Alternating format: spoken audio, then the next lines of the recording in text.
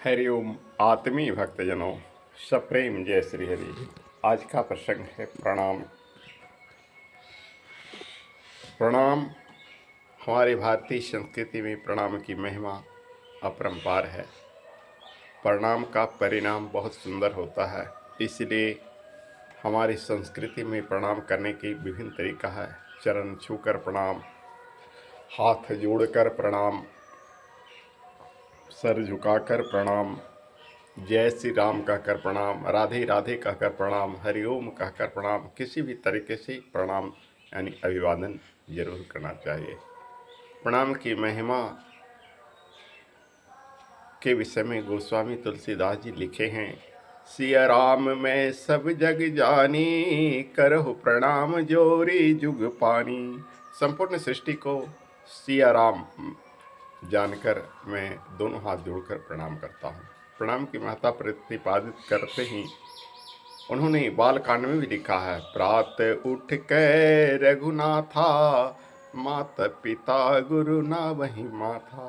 यानी भगवान श्री राम प्रातः काल उठकर अपनी माता पिता और गुरु तीनों के चरणों में सर झुकाते हैं यानी प्रणाम करते हैं। बंदहु गुरु पद पदुम परागा, सुरुचि सुवास सरस अनुरागा। यह भी प्रणाम का ही प्रतिपादन करता है कि गुरु के चरणों में प्रणाम करते हैं।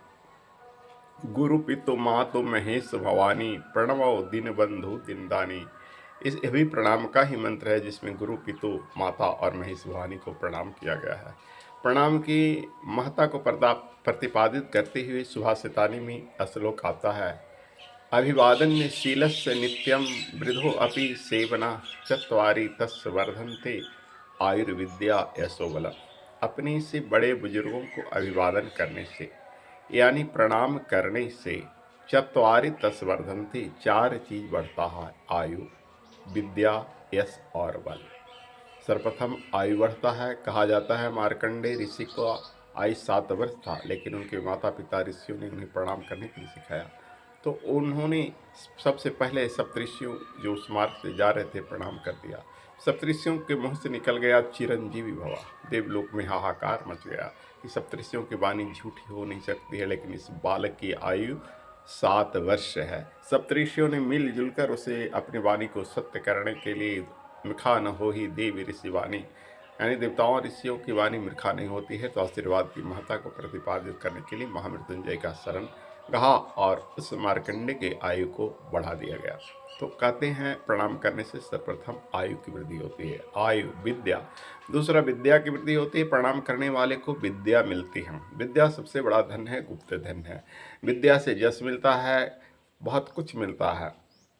और आयु विद्या जसो बलम, फिर प्रणाम करने से यश मिलता है। वैसे व्यक्ति विनयशील होते हैं, विद्या ददाति विनयम, विनयशील व्यक्ति को यश मिलता है। आयु विद्या जसो बलम, और ताकत मिलता है। प्रणाम करने वालों को ताकत मिलता है, बल मिलता है। बल के कई प्रकार के होते हैं।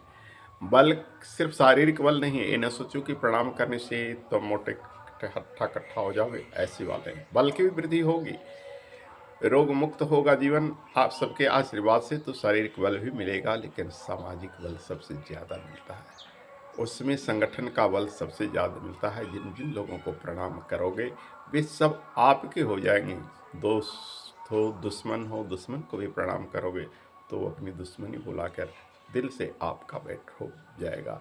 प्रणाम करने वाला को इतनी ताकत मिलती है, इतनी जन संगठन मिलता है कि उसका बता पाना संभव नहीं है। आखिर नेता लोग ऐसे चालाक नहीं होते हैं, जिसके दरवाजे पर जाते हैं बड़े छोटे सबको प्रणाम करके वोट मांगते हैं। तो आप देखते हैं कि वैसे नेताओं का जो नम्रशील होते हैं, विनम्रशील होते हैं, प्रणाम करने मात्र से ही लोग कहते हैं पैसे के बल पर राजनीति जीतते हैं। पैसा तो पीछे की बात है, पैसा देना उन लोगों को सामने कानूनन गुनाह है, लेकिन प्रणाम सबके सामने करते हैं। पहले तो पैसा सब कोई लेने वाले नहीं होते, कुछ दूर तो शराबी जुआरी ही पैसा लेते हैं। नीतिगत आदमी उनसे पैसा नहीं लेते हैं, लेकिन प्रणाम लोगों को दिल जीत लेता है। वो चाहे किसी भी पार्टी के सदस्य क्यों न हो, जिसकी जितनी विनम्रता होती है, उस राजनीतिक प्रत्याशियों को आप देखते होंगे हाथ जोड़ के सब घर पहुंच जाते हैं, तो उनका प्रणाम ही विजय दिलाता है।